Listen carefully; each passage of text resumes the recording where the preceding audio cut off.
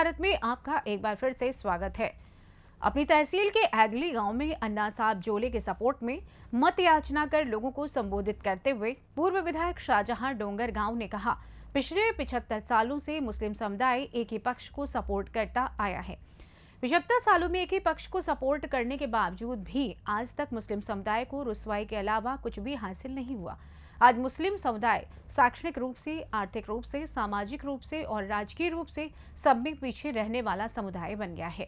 मुस्लिम समुदाय हर एक क्षेत्र में पीछे रहने के लिए जिम्मेदार कौन है, ये सब मुसलमानों को सोचना होगा।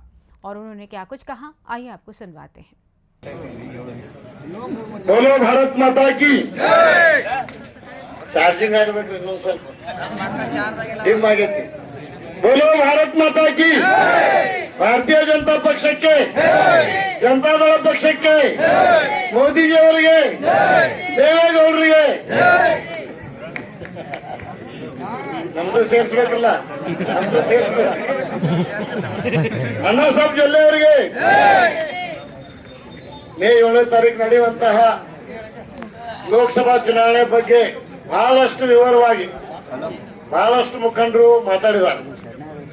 ಈ ಒಂದು ಕಾರ್ಯಕ್ರಮದ ಅಧ್ಯಕ್ಷತೆಯನ್ನು ಹಾಗೂ ನೇತೃತ್ವವನ್ನು ವಹಿಸಿರುವಂತಹ ನಮ್ಮ ಆತ್ಮೀಯರು ಮಾಜಿ ಸಚಿವರು ಶ್ರೀಮಂತಣ್ಣ ಪಾಟೀಲ್ ಅವರೇ, ಅದೇ ರೀತಿ ನಮ್ಮ ಆತ್ಮೀಯರು ಮಾಜಿ ಶಾಸಕರು ಶ್ರೀ ಮಹೇಶಣ್ಣ ಕುಮಟಳ್ಳಿ ಅವರೇ, ವೇದಿಕೆ ಮೇಲೆ ಎಲ್ಲರ ಹೆಸರು ತಗೊಂಡ್ರೆ ಸಮಯ ಆಗ್ತೈತೆ, ಕ್ಷಮೆ ಮಾಡಬೇಕು.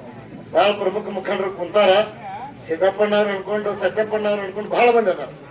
ಎಲ್ಲಾ ಗಣ್ಯಮಾನ್ಯರೇ ಮತ್ತು ನಮ್ಮ ಪಕ್ಷದ ಒಬ್ಬರ ಅಧ್ಯಕ್ಷರಾದ ಮಹಾಂತೇಶ್ ಔಟಿ ಅವರೇ ಹಾಗೂ ಈ ಕಾರ್ಯಕ್ರಮದಲ್ಲಿ ಭಾಗವಹಿಸಿರುವಂತಹ ಎಲ್ಲ ಮುಖಂಡರೇ, ಕಾರ್ಯಕರ್ತರೇ, ಪದಾಧಿಕಾರಿಗಳ ಹಾಗೂ ಬಂಧುಗಳೇ, ನಾನು ಬಹಳ ಸಮಯ ತಗೊಳ್ಳೋದಿಲ್ಲ.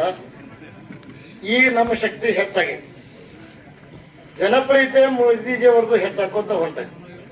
3 ಸಲ ಗುಜರಾತದ ಮತ್ತು ಸತ್ಯಪ್ಪಣ್ಣನು ಹೇಳಿದ್ರು, ನಿಮ್ದು ಟ್ರೈನಿಂಗು ಆಯ್ತು ಮತ್ತು ಮುಖಂಡರನ್ನು ವಿಶ್ವಾಸಕ್ಕೆ ತಗೊಂಡು ಯಾವ ರೀತಿ ಮಾಡ್ಬೇಕು ಅನ್ನುವಂಥದ್ದು ಎರಡೂ ಕಾಂಬಿನೇಷನ್ ಮಾಡ್ಕೊಂಡು ಮಾಡಬೇಕು. ಈಗ ನಾವು ಬಂದವರೆಲ್ಲ ಇಲ್ಲಿ ಇದ್ದವರು ಈ ಪಕ್ಷದ ಮುಖಂಡರು, ಕಾರ್ಯಕರ್ತರ ಅಭಿಮಾನಿಗಳು ಅದೀರಿ. ಆದ್ರೆ ನಾವು ಪ್ರತಿಯೊಂದು ಮನೆಗೆ ಹೋಗಿ ಮೋದಿಜಿಯವರ ಸಾಧನೆ ಏನು, ಇವತ್ತ ಅಣ್ಣಾ ಸಾಹೇಬ್ ಜೊಲ್ಲೆ ಅವರು ಎಂತವ್ರಪ್ಪ ಅಂತಂದ್ರೆ ಮಾತು ಕಡಿಮೆ, ಕೆಲಸ ಹೆಚ್ಚ. ಅವರು ಸಹಕಾರಿ ಭೀಷ್ಮರು. ಅವರು ಸಹಕಾರಿ ಸಂಸ್ಥೆಗಳು ಎಷ್ಟು ಅದಾವಪ್ಪ ಅಂತಂದ್ರ ಹೇಳ್ಕೊತ ಹೋದ್ರೆ ಒಂದು ದಿವಸ ಸಾಲುವುದಿಲ್ಲ, ಅಷ್ಟು ಸಹಕಾರಿ ಸಂಸ್ಥೆಗಳದಾವ. ಆ ಸಹಕಾರಿ ಸಂಸ್ಥೆಗಳ ಮುಖಾಂತರ ಅವರು ಹಣಕಾಸಿನ ಸಬಲತೆ ಕೊಟ್ಟರು.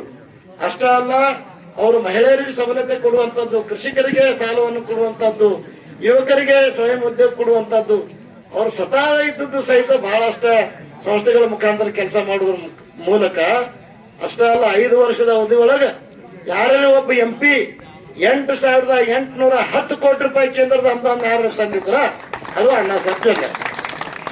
ನಿಜವಾಗಿ ಹೇಳ್ತಾರೆ, ನಮಗೆ ಅಲ್ಲಿ ಬಂದಿಲ್ಲ, ಇಲ್ಲಿ ಬಂದಿಲ್ಲ, ಭೇಟಿ ಆಗಿಲ್ಲ. ಆದ್ರೆ ಎಲ್ಲಾ ಅನುದಾನಗಳನ್ನ ತಂದು, ಈಗ ಹೇಳಿದ್ರಲ್ಲ ಬಿಜಾಪುರದಿಂದ ಹೈವೇ ಏನಾಗೈತಿ ಅದನ್ನ ಯಾರು ಸ್ಯಾಂಕ್ಷನ್ ಮಾಡ್ಕೊಂಡು ಬಂದ್ರು, ಅಣ್ಣಾ ಸಾಹೇಬ್ ಜೊಲ್ಲೆ ಅವರು.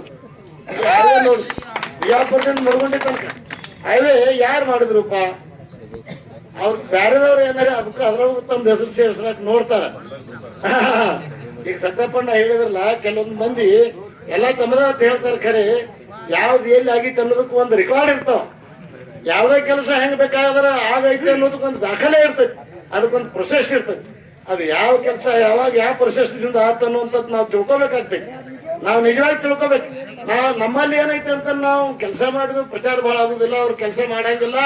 ಅವ್ರು ಬಹಳಷ್ಟು ಮಂದಿನ ಪ್ರಚಾರ ಸಲುವಾಗಿ ಬಿಟ್ಟಿರ್ತಾರ. ಹಿಂಗಾಗಿ ನಾವು ಮಾಡಿದ ಕೆಲಸನ ಅವ್ರ ಅನ್ನುವಂಥದ್ದು ಇದು ಏನಾಗೈತಿ ಅಂತಂದ್ರೆ ಇದನ್ನ ನಾವು ಅಥಣಿ ತಾಲೂಕಿನಾಗ ಎಲ್ಲರೂ ಬಹಳ ಜಾಗೃತರಾಗಬೇಕಾಗಿತ್ತು. ನಿಜವಾಗಿ ನಾನು ಇವತ್ತ ಜನತಾದಳ ಪಕ್ಷದೊಳಗಿದ್ರು ಬಹಳ ಮಂದಿ ಮುಸ್ಲಿಂ ಸಮಾಜದವ್ರು ನೀವು ಹೆಂಗ್ರಿ ಮತ್ BJP ಹೆಂಗ್ ಸಪೋರ್ಟ್ ಮಾಡ್ತೀರಿ? ನಾ ಸ್ಪಷ್ಟವಾಗಿ ಎಲ್ಲರಿಗೂ ಹೇಳಿದ್ನಿ, ಇಬ್ರಾಹಿಂ ಸಾಹೇಬ್ ಒಕ್ಕಲಿಗರ ಬಿಡುವಲ್ಲಾಕ ನಾನು ಉಪಾಧ್ಯಕ್ಷ ಇದ್ದೀನಿ, ಕುಮಾರಸ್ವಾಮಿ ಅವರು ಇವತ್ತು ಅಧ್ಯಕ್ಷರಾರ. ನಾನು ಅಲಯನ್ಸ್ ಪ್ರಕಾರ ಭಾರತೀಯ ಜನತಾ ಪಕ್ಷಕ್ಕನ ಬೆಂಬಲ ಕೊಡುದು ಮತ್ತು ಭಾರತೀಯ ಜನತಾ ಪಕ್ಷ ಏನಾಗೈತಿ, ಮುಸಲ್ಮಾನ್ ಸಮಾಜದವ್ರು ಇಡೀ ದೇಶದೊಳಗ ಗುಲಾಮರಗತ್ಲ ಸುಮ್ಮ ಬೆನ್ನತ್ತು, ಅಲ್ಲೇ ಹೋಟ್ ಹಾಕು ಏನಾತ್ಪ, ಅಲ್ಲೇ ಹೋಟ್ ಹಾಕಿದ್ರಿ ಎಷ್ಟು ಸುಧಾರಣೆ ಆಗಿತ್ತು ಹೇಳ್ರಿ. ಇವತ್ತು ಸಹಚಾರ ಕಮಿಷನ್ ರಿಪೋರ್ಟ್ ನೋಡ್ರಿ, कर्नाटक से सी न्यूज संवाददाता रमजान की रिपोर्ट। फिलहाल इस खास रिपोर्ट में बस इतना ही। देश दुनिया की तमाम खबरों की जानकारी के लिए आप देखते रहें सी न्यूज भारत। हर खबर आपके साथ, आपके हाथ।